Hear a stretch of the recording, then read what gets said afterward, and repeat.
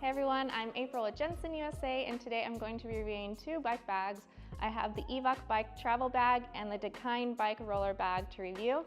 And I'm going to put on the screen on both sides here what the differences are between price, size, and weight so you can easily compare. I'm about to go on an international trip and I've decided to bring two bikes with me. I have my Ari Superior Peak downhill bike here, and I also have my Ari Delano Peak trail bike. And I will put on the screen here what the differences are in weight for them. They are both size small, and the downhill bike has mixed wheels and my Delano has full 29-inch wheels. This will also be my first time packing and flying with bikes by myself. So it'll be a true test to see just how easy it is to figure out how to pack these bikes and travel as a first timer. And since this is a bike bag review, I've already prepared my bikes to the point of being ready to pack into the bags. Now let's get into packing the first bike. This is what the inside of the Dakine bag looks like, and it has a thick padded foam all the way around it. Comes with a few bags, a tool bag, and I'm not completely sure what these pads are for. I did watch a few YouTube videos of people packing and I didn't figure that out. There's a fork bag and the top tube bag. The wheel bags also have nice rotor protectors here. Pretty burly, but I don't know if I will trust that completely. So I have taken my rotors off just as extra precautionary. There is a 3-picture guide right here. It's not as self-explanatory as I hoped it would be, but watching some videos, I feel confident that I can pack this. I think it'll be easier to put on the top tube and the fork pads while it's on the stand. And it has some instruction here that makes it easy.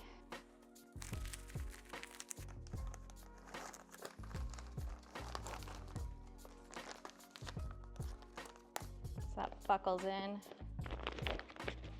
on top. Oh, super easy.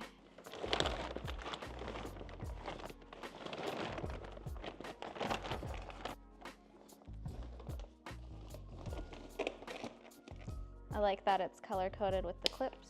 When putting this in, I put this back crank forward so it kind of hugs this block and keeps it snug right there. I don't want to bend my derailleur, so I'm going to take that off. And I saw someone put it in one of these bags, which is a good idea. It feels pretty snug in there. Pedals in here. So there's also some color-coded buckles for the wheel so it doesn't move around.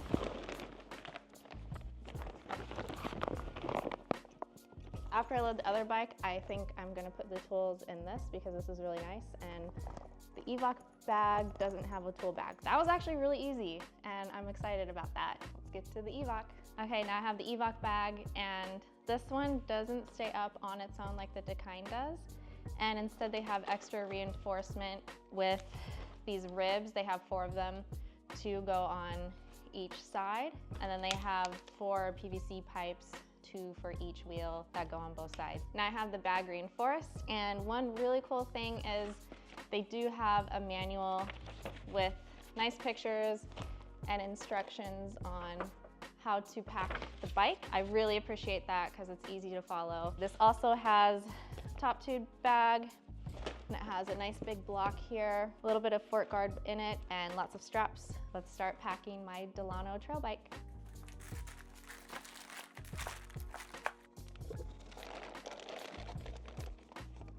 There are 3 loops here where you can move this Velcro strap for different size bikes. This also has a nice instruction on how to put it in. You can move this plastic box here because it does Velcro in. I think this one is set well. Also for this strap, there are 3 spots here for different size bikes. And you can see, since my bike is a small, I have quite a bit of room for a longer bike here. The bike is in, now I just gotta add the wheels. For the Evoc, it has not as burly of a rotor protector, but it has a flat, hard plastic on both sides. Again, I did take all of my rotors off because I don't want to risk them bending at all. And again, both of these wheels are 29-inch. Hopefully everything goes well when I travel, and the next time I see you will be at the destination, where I can give you an update on what my final thoughts are after I go through the whole process of traveling with them, and I will see you there.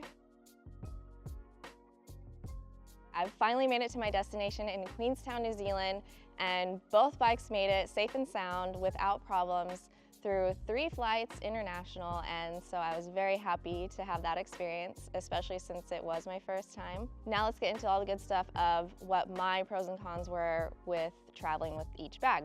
With my experience traveling with 2 bags, and I had a gear bag, as far as walking through the airport, I did find that the Evoc bag was more stable, and I think that's due to the extra PVC pipes and ribbing to reinforce it. And it does have bigger wheels in the back, which I think really does add to the stability, but those things do add to the weight. Getting to that, the Dakine is a little bit lighter, and I was sure that both bags were going to be overweight due to the math that I did, and when I weighed it myself at home, they were overweight.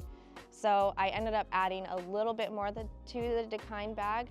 I had my half shell helmet, and I did have the rotors from this bike in here, but it did still have me at overweight, and it was weighed at 53 pounds at the airport.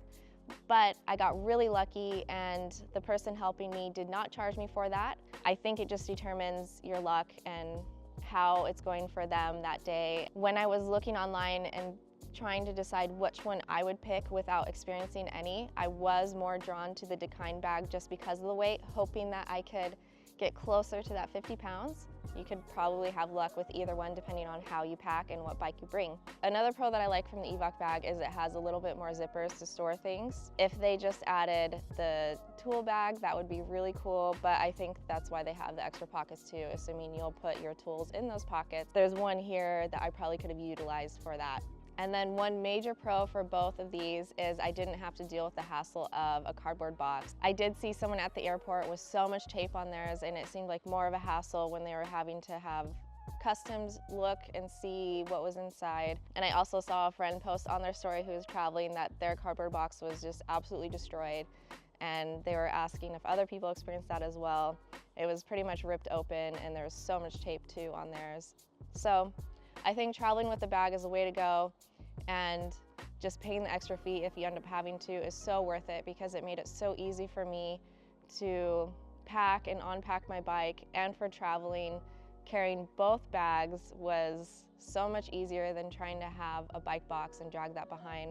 I hope this helps you form your opinion on which bag you want to get, and I don't think you can go wrong with either. It just determines what your pros and cons are and what your strategy is for flying. And I will see you next time. Thank you.